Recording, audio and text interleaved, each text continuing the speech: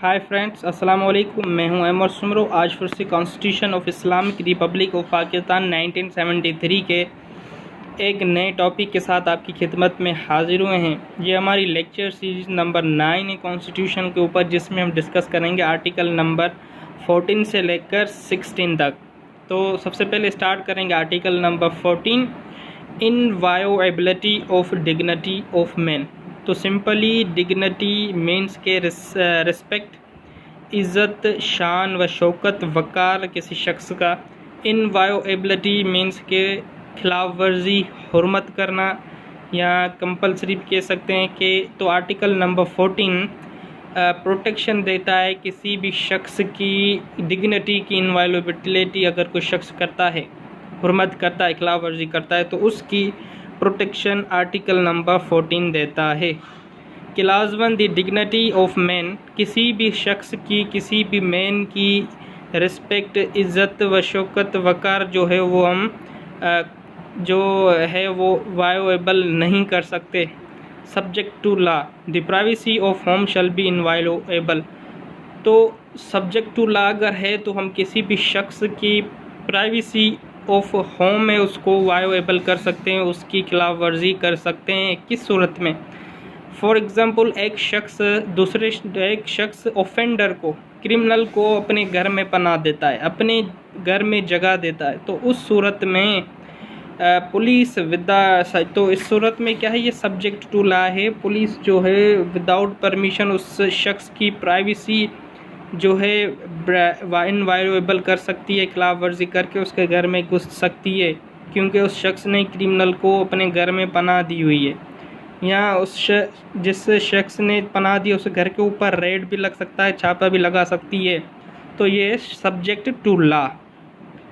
अगर किसी शख्स ने किसी दूसरे क्रिमिनल को पनाह नहीं दी अपने घर में, तो पुलिस उसकी प्राइवेसी को इनवायोएबल नहीं कर सकती, ना ही उस शख्स की डिग्निटी को इफ़ेक्ट पहुंचा सकती है। इसकी प्रोटेक्शन आर्टिकल नंबर 14 देता है। अगर क्रिमिनल को पनाह दी हुई है तो आर्टिकल नंबर 14 की वायलेशन होगी, अगर नहीं दी हुई है तो नहीं करेगी। Class 2, no person shall be subjected to torture for the purpose of extracting evidence.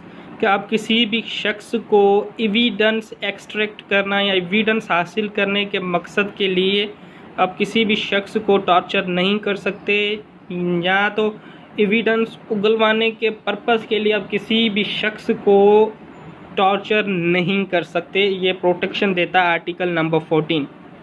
तो आर्टिकल नंबर 14 ये ओनली जो है कॉन्स्टिट्यूशन में प्रोवाइड नहीं किया गया। अगर इस आर्टिकल की जो है किसी भी शख्स की डिग्निटी या प्राइवेसी होम का जो कॉन्सेप्ट अगर हिस्ट्री में देखा जाए तो ये कॉन्सेप्ट इस्लामिक कॉन्सेप्ट है। तो इस्लाम से ये आर्टिकल जो है बहुत अटैच्ड है अगर आप हिस्ट्री देखें तो।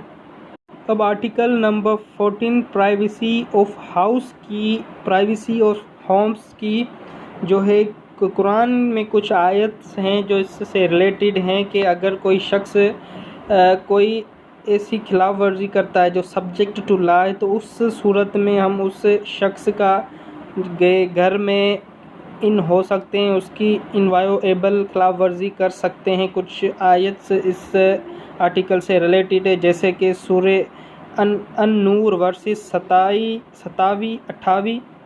सूरे अन-नूर जो है उसकी आयत नंबर 27-28 ये डिफ़ाइन करती है कि आप किसी भी शख्स की प्राइवेसी इनवायोएबल कर सकते हैं। किस सूरत में? अगर कोई सब्जेक्ट टू लॉ है, कोई किसी क्रिमिनल को पनाह देता है, या जो एक जो है, या इस सूरत में कि जो आप ऑफेंस ऑफ ज़ना की कमीशन करते हैं, तो इस सूरत में भी आप जो है किसी शख्स के घर में इन हो सकते हैं उसकी इजाज़त के बगैर, क्योंकि ये वो चीज़ें हैं जो इलीगल है। और दूसरी बात कि अगर कोई शख्स किसी की डिफेमेशन करता है तो वो भी आर्टिकल नंबर 14 की वायोलेशन करता है, क्योंकि डिफेमेशन क्या है? Violation of dignity of man है। तो इसीलिए ये जो आर्टिकल नंबर 14 है ये बहुत सारी चीज़ों को कवर करता है। इसका वाइड जो है सेंस है और वाइड स्कोप है आर्टिकल नंबर 14 का।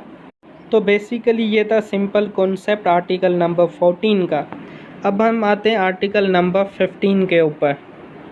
फ्रीडम ऑफ मूवमेंट के आपको आज़ादी का जो है वो हक हासिल है। आप किसी भी जगह पर आए जाए फ्रीली आज़ादी से आ जा सकते हैं। ये आर्टिकल नंबर 15 जो है आपको गारंटी देता है, इसकी प्रोटेक्शन देता है। तो इसको डिस्कस करते हैं कि और क्या चीज़ें इसमें दी गई हैं आर्टिकल नंबर 15 में।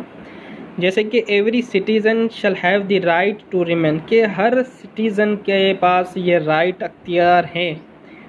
And subject to any reasonable restriction imposed by law in the public interest.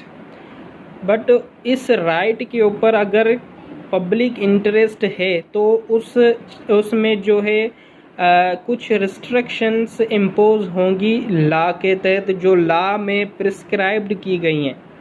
Inter and move freely throughout Pakistan and to reside and settle in any part देयरऑफ।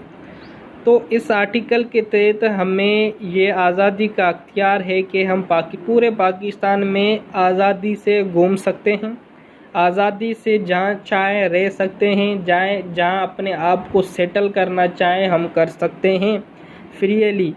But इसमें कुछ रिस्ट्रिक्शंस इम्पोज होंगी जो law के तहत limits बताई गई हैं। उस लिमिट के तहत हम रहकर अपनी फ्रीडम का, अपनी राय फ्रीडम ऑफ मूवमेंट को एंजॉय करेंगे।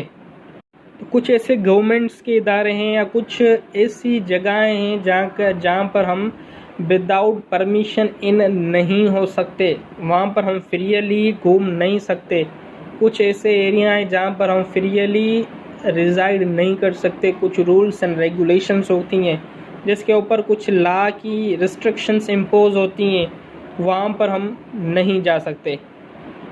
तो ऐसे नहीं हो कि एक कोई शख्स जो है वो क्रिमिनल है, उसने कोई ऑफेंस किया है, वो बोले कि मुझे आर्टिकल नंबर 15 के तहत फ्रीडम ऑफ मूवमेंट का अख्तियार हासिल है, मैं जहाँ चाहूँ घूम सकता हूँ। तो इसका ये हरगिज़ मतलब नहीं है कि आप जाएं क्राइम करें या क्राइम करने के बाद आज़ादी से घूमें। इसकी गारंटी आर्टिकल नंबर 15 नहीं देता। आर्टिकल नंबर 15 सिर्फ उस शख्स की गारंटी देता है जो इनोसेंट होते हैं। तो जो टर्म यूज़ हुआ है पब्लिक इंटरेस्ट, तो पब्लिक इंटरेस्ट ये शो करता है, सिग्निफाई करता है पब्लिक सिक्योरिटी से रिलेटेड जो भी डिपार्टमेंट, पब्लिक ऑर्डर या पब्लिक मॉरलिटी है। तो इन चीज़ों के ऊपर subject to any reasonable restrictions impose होगी बाय लॉ। तो ये था कॉन्सेप्ट आर्टिकल नंबर 15 का। आते हैं आर्टिकल नंबर 16 की तरफ, फ्रीडम ऑफ असेंबली।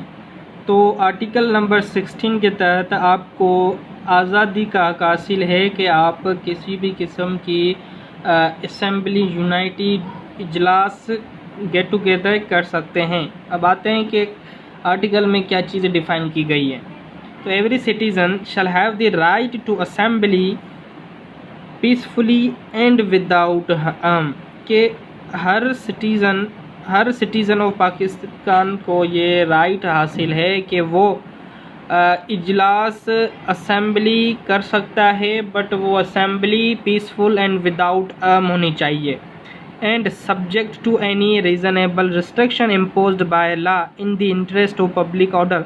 अगर कोई असेंबली, इजलास पब्लिक ऑर्डर के इंटरेस्ट के लिए किया गया है, मुनक्किद किया गया है, तो उसमें कुछ रीज़नेबल रिस्ट्रिक्शन इम्पोज होंगी और वो इम्पोज लॉ करेगी जो लॉ में प्रिस्क्राइब की गई होंगी। तो बेसिकली इस आर्टिकल में 3 लिमिटेशन बता रहा है कि हर सिटीज़न जो है वो असेंबली कर सकता है, इजलास कर सकता है, बट उसमें कुछ 3 लिमिटेशन होंगी। उस लिमिटेशन को, उस कंडीशन को मद्देनज़र रख के फिर वो इजलास कर सकता है। नंबर 1 कि जो असेंबली है वो पीसफुल होनी चाहिए और पीसफुल पर्पस के लिए होनी चाहिए। नंबर 2, जो असेंबली है, जो असेंबली के मेंबर हैं वो लाजमन हो विदाउट आर्म होने चाहिए, विदाउट वेपन्स, विदाउट हथियार होने चाहिए। अगर किसी भी असेंबली में कोई शख्स हथियार लेके आता है तो उस असेंबली का पीसफुल मकसद नहीं रहेगा, वो असेंबली कहलाएगी अनलॉफुल असेंबली।